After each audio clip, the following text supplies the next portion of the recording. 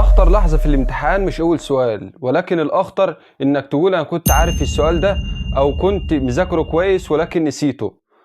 في الفيديو ده هعرفك على حاجات عشان ما تنساش اللي ذاكرته في الامتحانات. يلا بينا نشوف إيه الخطوات اللي إحنا نمشي عليها عشان نتذكر كل ما ذاكرناه في الامتحانات. يلا بينا نشوف إيه الخطوات دي.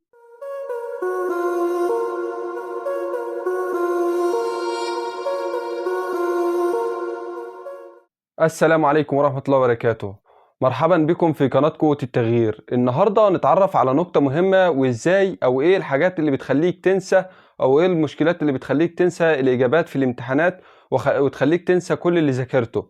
وفي الفيديو ده ان شاء الله اعرفك على المشكلات اللي انت بتيجي فيها عشان تخليك تنسى اللي انت ذاكرته، واعرفك ايه حلولها، واعرفك ازاي تحل المشكلة بأبسط الطرق. واول حاجه هنتعرف عليها في الفيديو ده ان دماغك بيبقى في وضعين: وضع التعلم ووضع الخطر. امتى بقى دماغك بيتعرف على كل وضع من دول؟ في الحالات حسب المشكله او الحاجه اللي انت فيها. يعني وانت بتذاكر في البيت وضع دماغك او مخك بيبقى في حاله التعلم، عاوز يتعلم وعاوز يستكشف المعلومات اللي موجوده او الحاجه في الماده اللي انت بتذاكرها.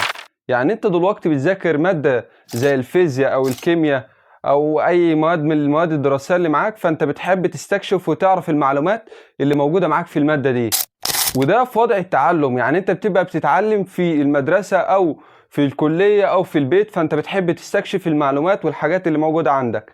اما وضع الخطر بيجي عن طريق انك بتخش في حاله توتر او اي حاجه، زي ما تيجي تخش لجنه الامتحانات، فانت دماغك بيدخل عمليه توتر معاك، او انت بتعمل عمليه توتر او بيحصل لك حاله توتر، فبتدخل في حاله وضع الخطر، فالعقل بيتشتت وما بيعرفش يركز على الحاجات اللي ذاكرها قبل كده، فبيعمل عمليه قفل على المعلومات اللي موجوده معاك وبيدخل في حاله توتر وبينسى كل اللي ذاكرته.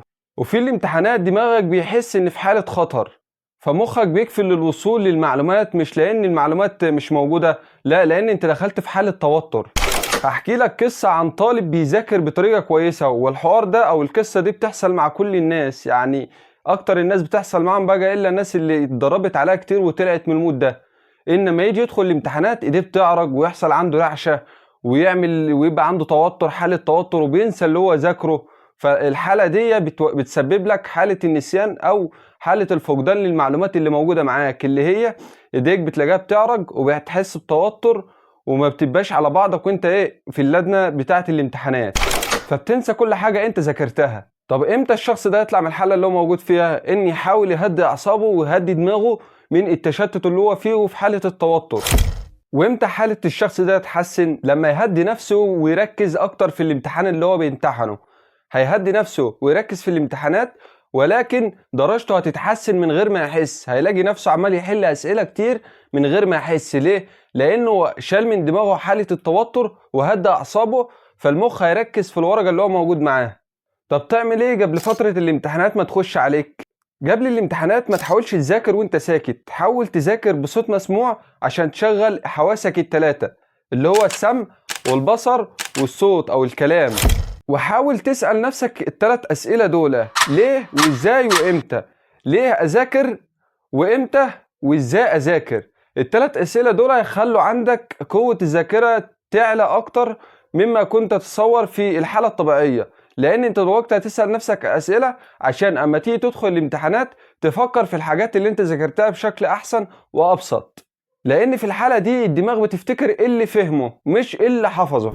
قبل ما تخش على لجنة الامتحانات بدقايق معدودة، حاول تاخد نفس عميق وتحبسه جواك بتاع 4 ثواني، وتطلع النفس تاني واحدة واحدة 4 ثواني برضو. في الحالة دي انت بتقول لدماغك ان مفيش خطر، يعني انت بتحاول تهدي نفسك بأفضل الامكانيات، وبرضو بتخليك تشيل التوتر اللي موجود عندك قبل ما تخش الامتحانات. يعني انت قبل ما تخش الامتحانات اما تاخد النفس العميق بتهدي اعصابك، يعني انت بتهدي اعصابك خالص وبتخلي المخ ياخد اكسجين ويقوي الذاكره ويفتتح المخ عشان اما تخش على اللجنه تعرف تجاوب على الاسئله اللي موجوده معاك في الامتحان.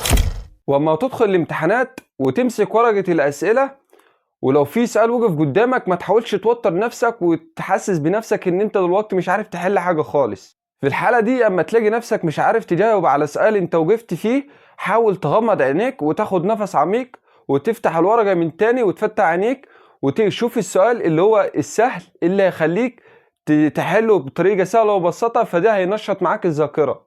وبعد ما تحل اول سؤال سهل في الامتحانات دماغك هترجع تتذكر كل اللي انت كنت مذاكره قبل كده، وكأنك بتفتح باب واحدة واحدة. ليه؟ لان انت دلوقتي عطيت لدماغك حالة من التركيز الهادئ في سؤال بسيط. كده المعلومات هتحاول تسترجع واحدة واحدة، عامل زي اللي بيسحب حاجة فلازم تسحبها واحدة واحدة لغاية ما تيجي معاك كل الأسئلة. وزي ما عرفتك أول ما تمسك ورقة الأسئلة حاول تبدأ بالأسهل، ما تبدأش بالأصعب عشان تفك مخك من حالة التوتر اللي هو فيه. والنجاح في اول سؤال انك بتنجي السؤال السهل وتحله، فانت كده بتدي لعقلك ان الامتحانات كلها سهله وبتحاول تتذكر وتراجع المعلومات اللي عندك كلها. وبكده احنا اتعرفنا في الفيديو ده عن الخطوات دي. اول حاجه دماغك فيه حالتين، حاله التعلم وحاله الخطر. وحاله التعلم قلنا انك دماغك بتتعلم او بتاخد عمليه التعليم في التركيز في البيت او في المدرسه او في غيرها من المناطق اللي انت بتتعلم فيها. اما في حاله الخطر زي لجنه الامتحانات، فانت حاول تطلع نفسك من المود بتاع لجنة الامتحانات عشان ما تحسش بتوتر. تاني حاجة اتعرفنا عليها ان ازاي تطلع نفسك من حالة التوتر الشديد في اللجنة.